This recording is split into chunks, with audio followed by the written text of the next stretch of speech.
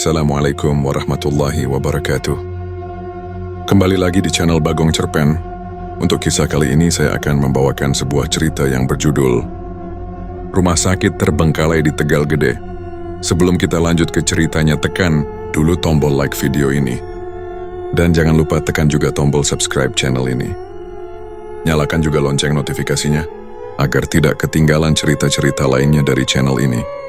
Dan seperti apa untuk kisah kali ini? Langsung saja kita masuk ke ceritanya. Malam itu aku tiba di Jember setelah menempuh perjalanan panjang dari Madiun, Rumah Sakit Tegal Gede. Tujuan yang sudah lama ku dengar namanya. Kini berdiri di depanku.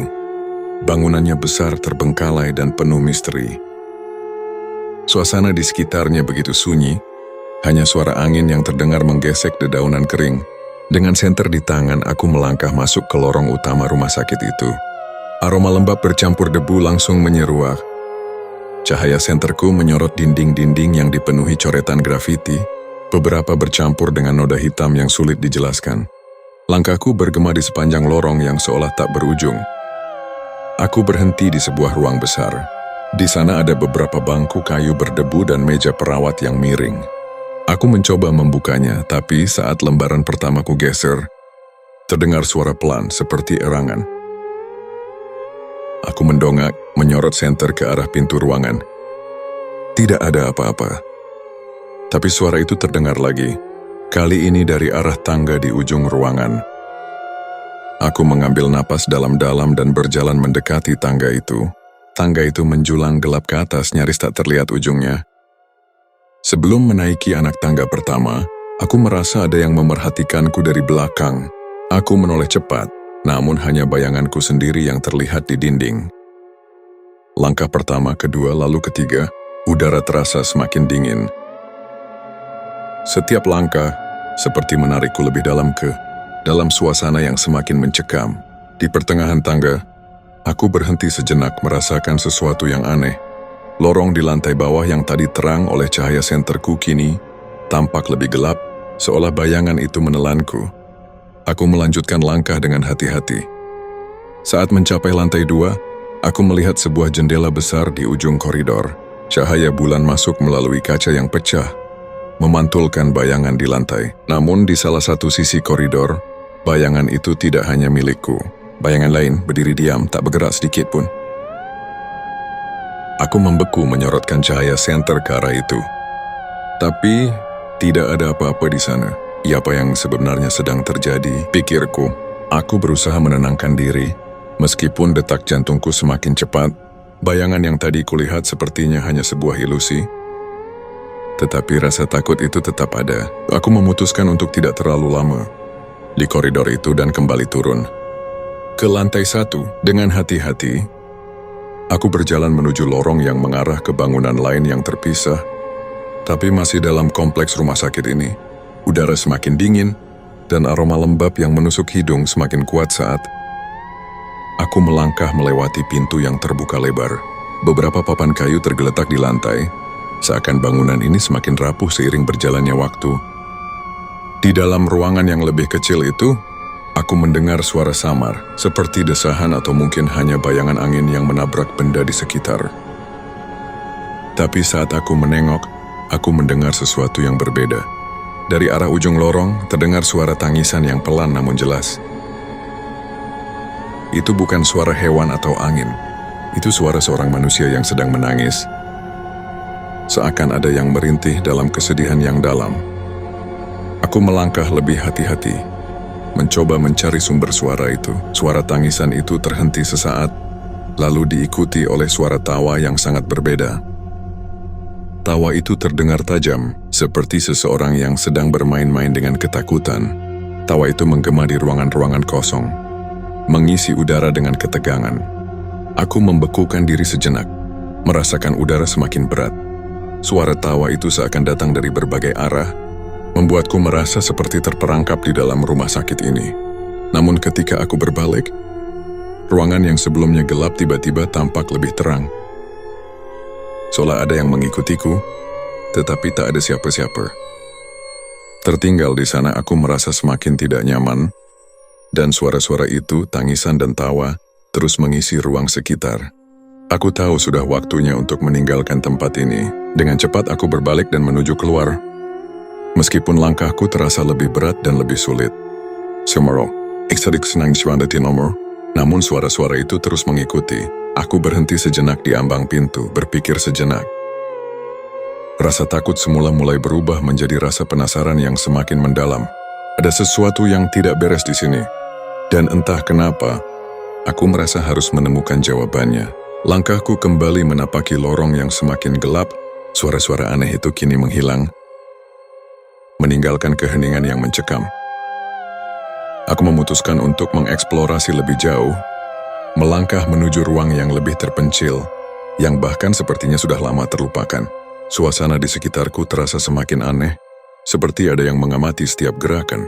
Tiba-tiba, dari ujung koridor aku melihat sesosok bayangan putih berdiri diam. Tak ada suara, hanya sosok itu yang tampak terbalut oleh cahaya.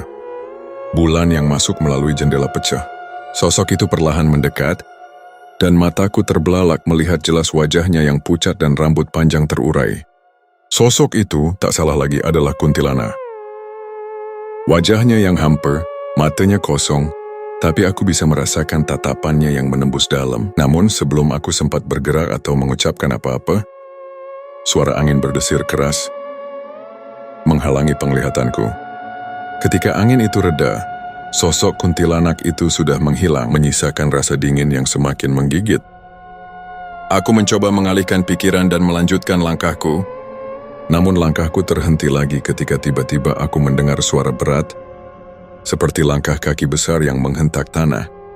Sesosok makhluk besar muncul dari balik dinding. Tubuhnya tinggi dan kekar.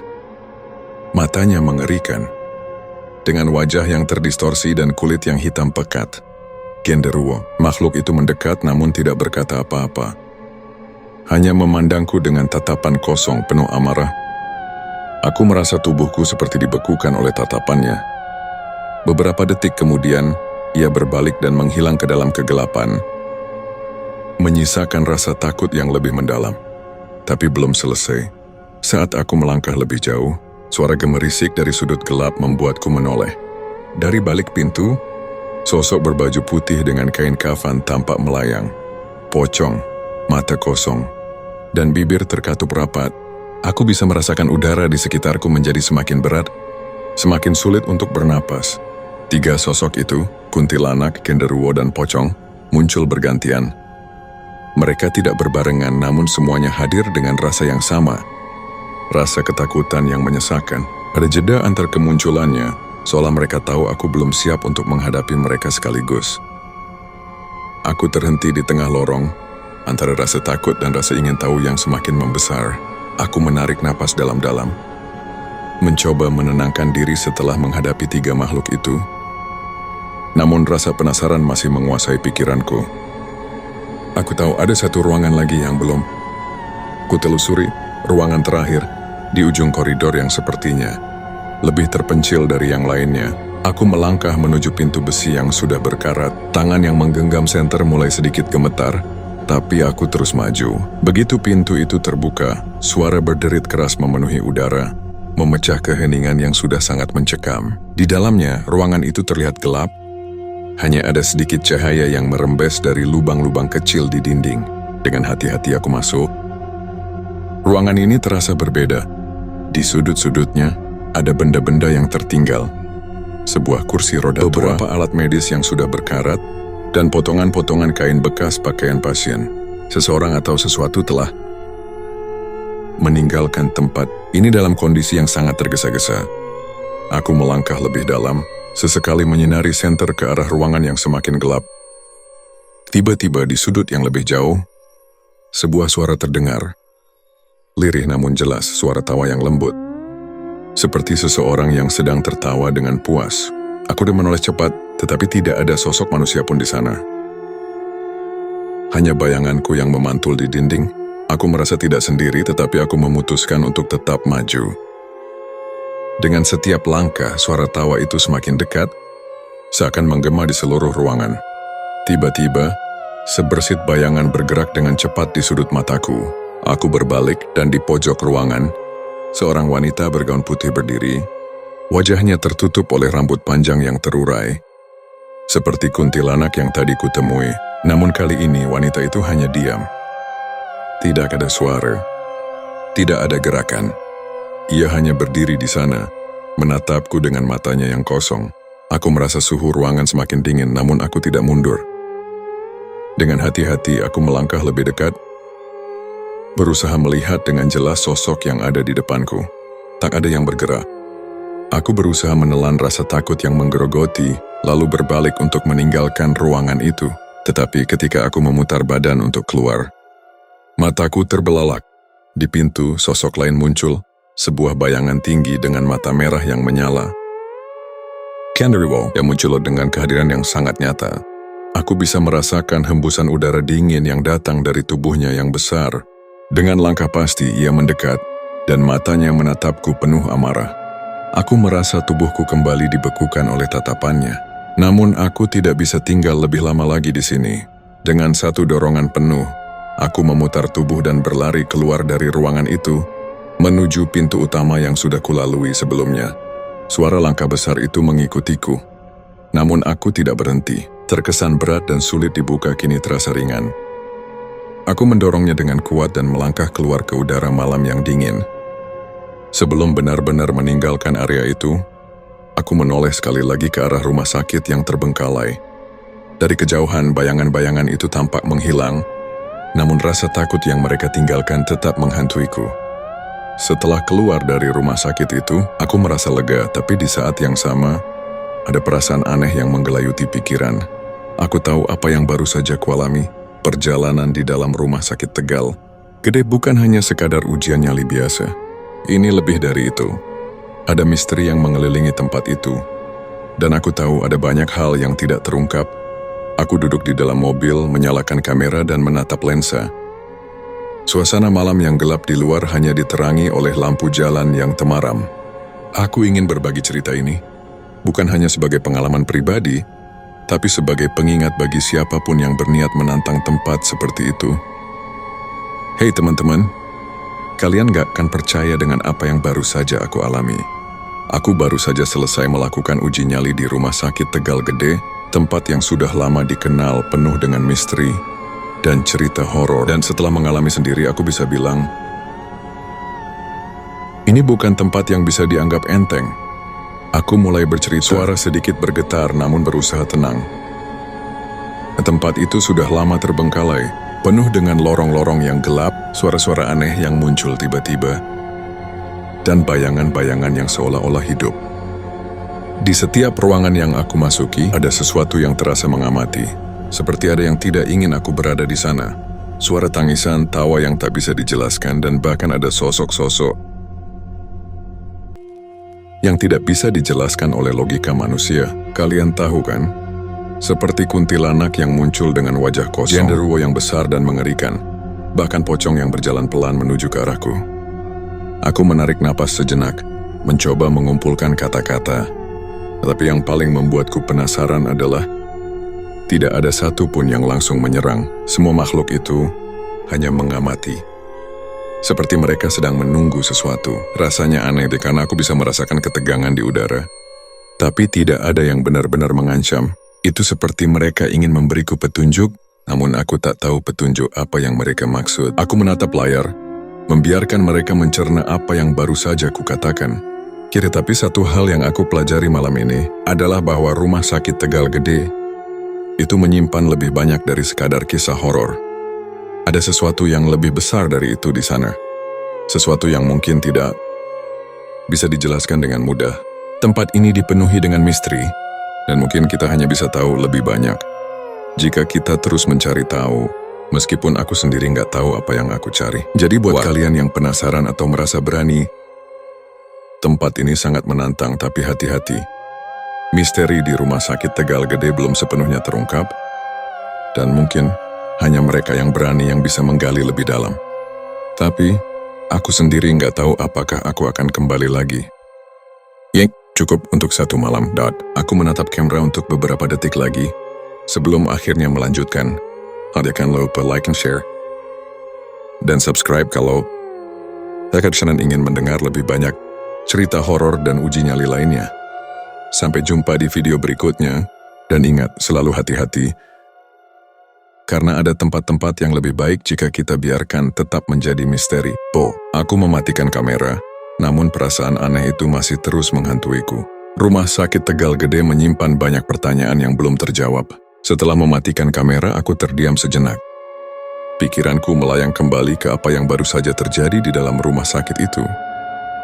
Meskipun aku sudah keluar, rasa dingin yang meresap hingga ke tulangku tetap terasa.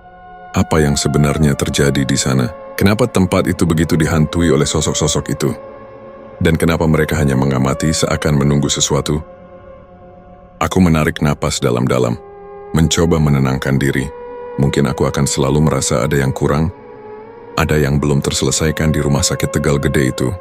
Tapi satu hal yang pasti, aku sudah melihat sesuatu yang tidak bisa dijelaskan oleh logika, sesuatu yang lebih dari sekadar cerita horor biasa.